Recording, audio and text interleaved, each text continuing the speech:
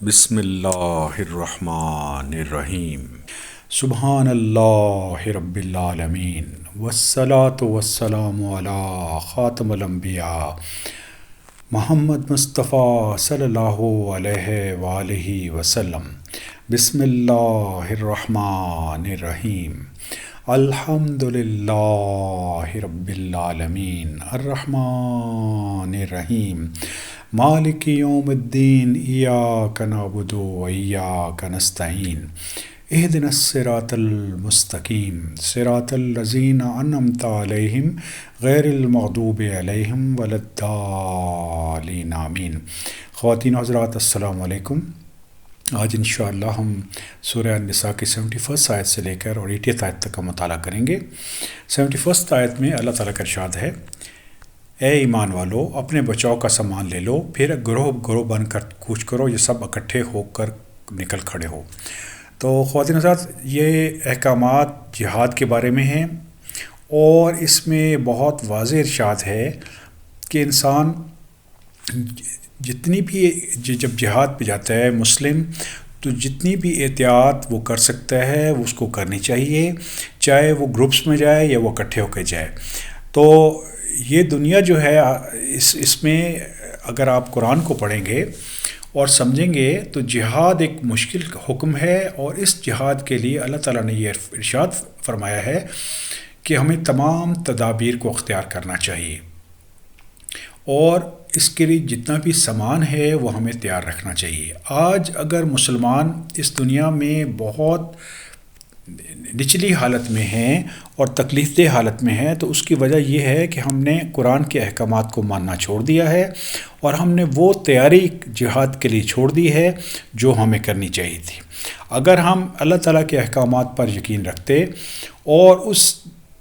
جہاد کی تیاری کرتے رہتے جو بہرحال ہو کے رہنا ہے، تو اس صورت میں ہمیں یہ تکالیف نہ اٹھانی پڑتی جو آج کل کے دنوں میں ہم اٹھا رہے ہیں۔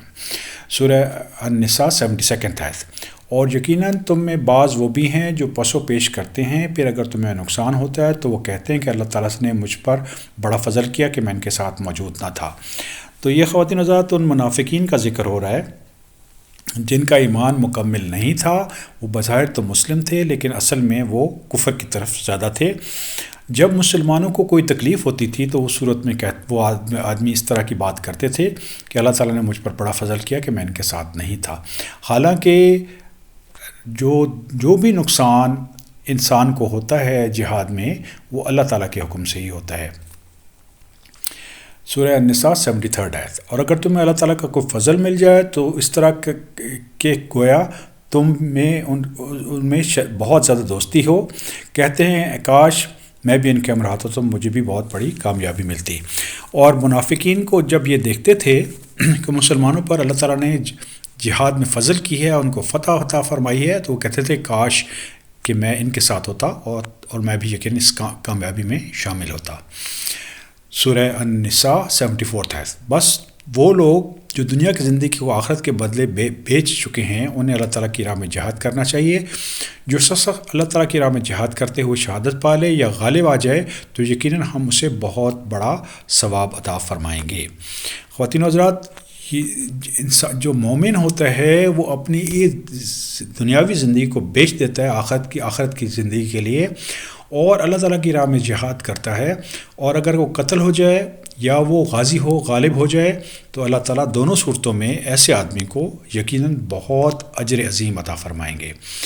سورہ النساء 75 آیت، بھلا کیا وجہ ہے کہ تم اللہ کی راہ میں اور ان ناتواں مردوں عورتوں اور ننھے بچوں کے چھٹکارے کے لیے جہاد نہ کرو جو یوں دعا مانگ رہے ہیں کہ اے ہمارے پروردگار ان ظالموں کی بستی سے ہمیں نجات دے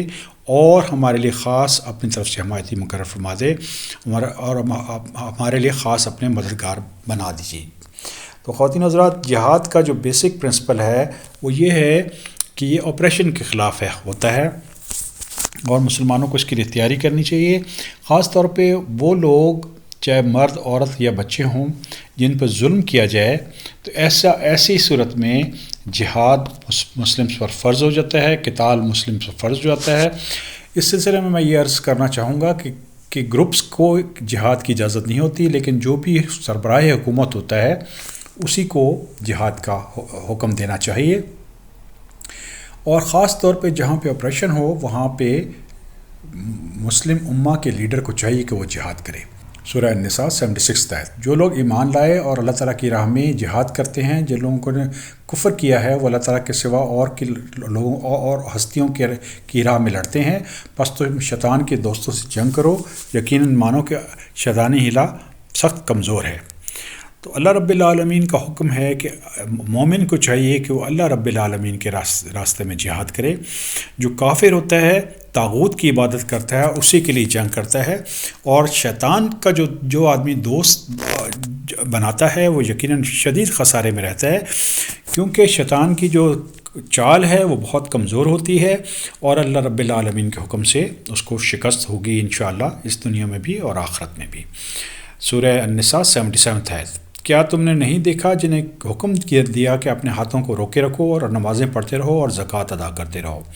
پھر جب انہیں جہاد کا حکم دیا گیا تو اس وقت ان کی جماعت لوگوں سے اس قدر ڈرنے لگی جیسے اللہ تعالیٰ کا ڈر ہو، بلکہ اس سے بھی زیادہ، اور کہنے لگے اے ہمارے رب، آپ نے ہم پر جہاد کیوں فرض کر دیا؟ کیونکہ ہمیں تھوڑی سی زندگی اور نہ جینے دی۔ آپ کہہ دیجئے کہ دنیا کی سود مندی تو بہت ہی کم ہے اور پرہیزگاروں کے لیے تو آخرت میں بہت ہی بہتر ہے، تم ایک دھاگے کے برابر بھی تم پر ستم نہ کیا جائے گا۔ تو خواتین حضرات، یہ اللہ تعالیٰ نے مسلمانوں کو حکم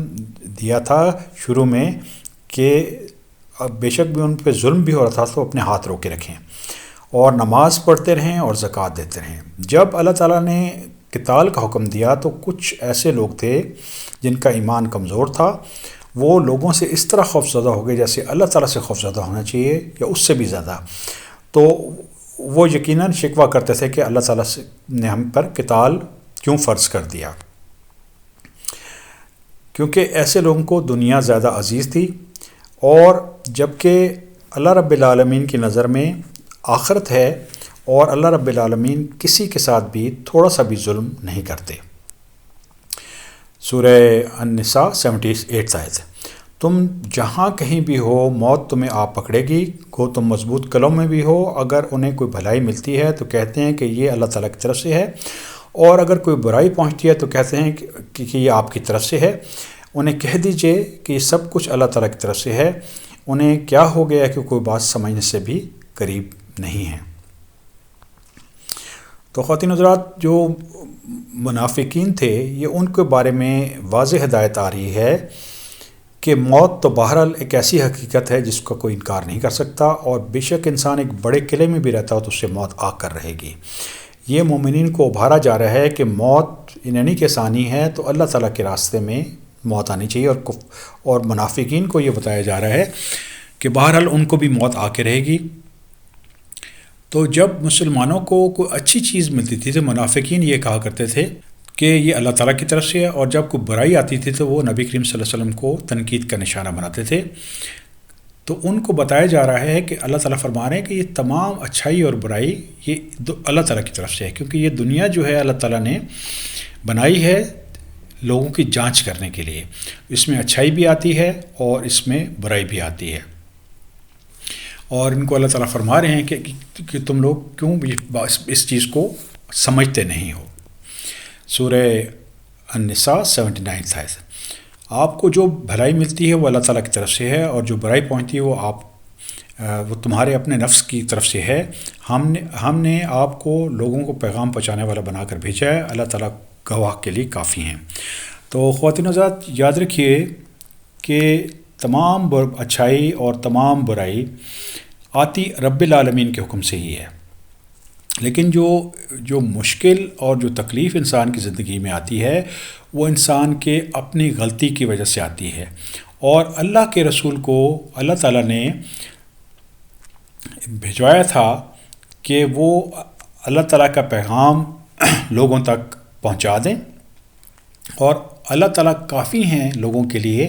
جو وہ کچھ کرتے ہیں اس کے وہ اللہ تعالیٰ خود شہید ہیں، خود اس کو دیکھ رہے ہیں، خود اس کو سمجھ رہے ہیں۔ سورہ النساء 80 آیت۔ اس رسول صلی اللہ علیہ وسلم کی جو اطاعت کرے اس نے اللہ کی فرمانبرداری کی، اور جو منہ پھیرے تو ہم نے آپ کو ان پر نگہبان بنا کر نہیں بھیجا۔ خواتین حضرات، اللہ کے رسول کا فرض یہ تھا کہ وہ لوگوں کو بشارت دے دیں اور ان کو ڈرا دیں اللہ تعالیٰ کے احکامات سے، کہ ایک دن، یعنی ان کو بشیر اور نذیر بنا کے بھیجا گیا تھا کہ وہ لوگوں کو، مومنین کو بشارت دے دیں جنت کی، اور جو کفار ہیں ان کو یہ بتا دیں کہ ایک دن اللہ تعالیٰ کے سامنے انہوں نے کھڑے ہونا ہے۔ یہ ان کا رول تھا اس دنیا میں، اور اللہ تعالیٰ کے احکامات کو امپلیمنٹ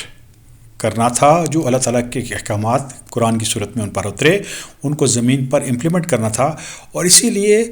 یہ ہمیں بتایا جا رہا ہے کہ جس نے اللہ کے رسول کا حکم مانا اس نے اللہ تعالیٰ کی اطاعت کی، کیونکہ اللہ کے رسول اپنی طرف سے